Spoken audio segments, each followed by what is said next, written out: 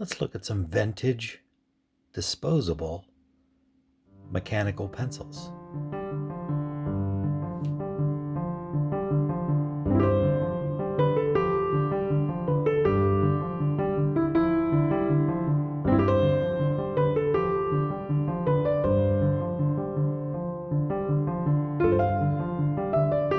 Hello everyone. Today I look at some vintage, disposable mechanical pencils. I came across these recently, and thanks to the Leadhead's pencil blog, was able to determine these are likely from the early 1960s, and they were designed as disposable mechanical pencils, probably the first to be so designated. Let's look at this example here. Keen-Point from Dur-O-Lite. They made plenty of other mechanical pencils. Made in USA. Mark Sense. So I assume these were marketed as useful for optical scanner type Scantron, filling out forms to be read by a computer or a scanner. So likely a darker lead. This is a twist mechanism pencil, and I believe it only extends but does not automatically retract. At least none of the examples I have are able to retract on their own. I have several of them here. They're all the same. All Keen-Point, Dur-O-Lite, mark sensing pencils in various states of decrepitude. But of course, one of the selling points of a mechanical pencil is it maintains the same length no matter how long you use it. So it never varies from its ideal length. Let's compare it with a more modern mechanical pencil, disposable. This Papermate Sharpwriter, which I believe are still made in the USA, last I heard, which is pretty amazing. Very similar mechanism, actually, in this Sharpwriter. And in terms of currently manufactured disposable mechanical pencils, I think the Sharpwriter is tops in that category personally. But a very similar pencil for a similar purpose. This Sharpwriter, I believe, is a 0.7 millimeter graphite core. These are 0.046 inch graphite core, so roughly 1.1 millimeter. So significantly larger in diameter than that, and I prefer a 1.1 personally. It's what's used in Scriptos, I think, Scripto Classics, and that is my favorite diameter of graphite. One of these pencils I have set aside because I accidentally pulled it apart. I don't know that they were supposed to be take-apartable, but notice how curious this is. It's an actual wooden barrel. So, this part of the pencil, from the eraser up to the end of the wooden barrel, is like a normal wood-cased pencil.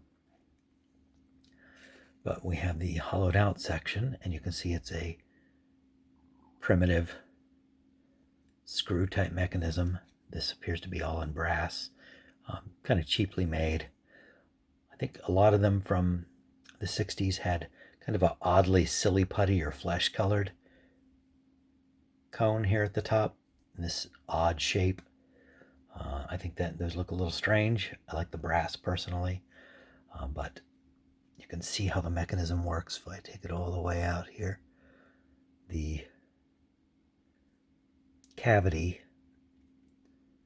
is oriented as more of a slot or a slit, and there is a protuberance here that makes the lead, the graphite, move back and forth, or the socket in which the graphite sits would then extend up and down the length of the pencil. Not explaining it very, very well, but hopefully with the visual you'll see what I'm talking about. So I don't know if it was supposed to be removed. So the fact that it removes tells me it can be refilled if you wanted to fiddle with it. It just would be challenging for your average pencil user to do. So it still works after I put it back together. I have, 6, 7 of them here. Let's find a good-looking example, and we'll try it out. That one looks pretty good.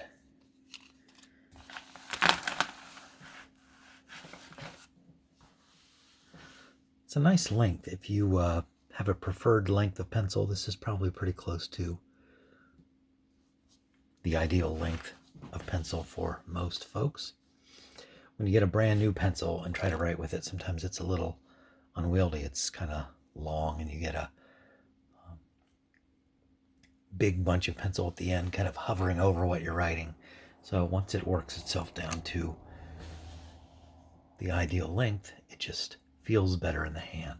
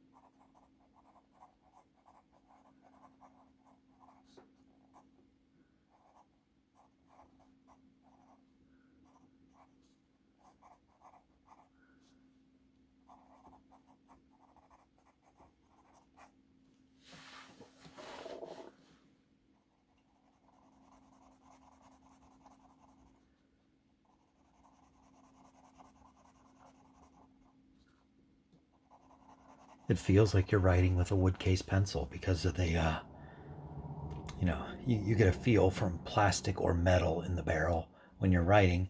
This is a wood barrel, painted yellow, made to look and feel like a wood case pencil, which I kind of like. It seems wasteful. It's kind of offensive to our modern sensibilities to think of this as a disposable pencil. Let's just compare. Notice the sharp writer will extend and retract. I don't believe this can do that. I don't know if it's seated more properly, maybe in that little carriage, maybe. I'm not sure. But to me, it seems like it's designed only to extend, and you have to press the point against the surface to retract it.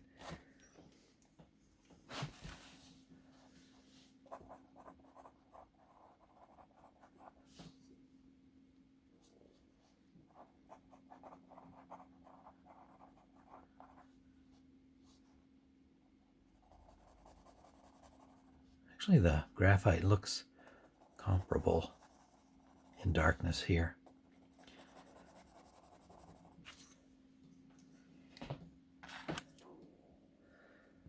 Just test another, excuse me, test another Dur-O-Lite.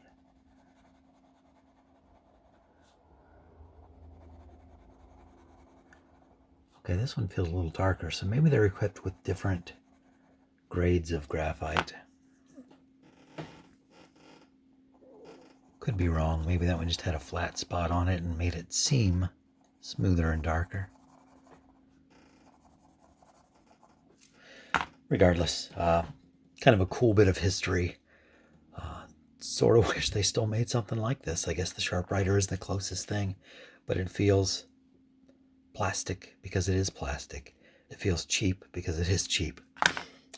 Wasteful to have a wood and brass disposable pencil, but it sure feels nice, and you can make it not disposable if you don't mind fiddling a little bit, which looks, easy enough to do.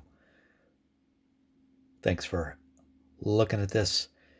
Keen-Point Dur-O-Lite, made in USA, disposable vintage mechanical pencil. Thanks to the Leadhead pencil blog for the info on this one. Thanks for watching. I hope to see you here again next time.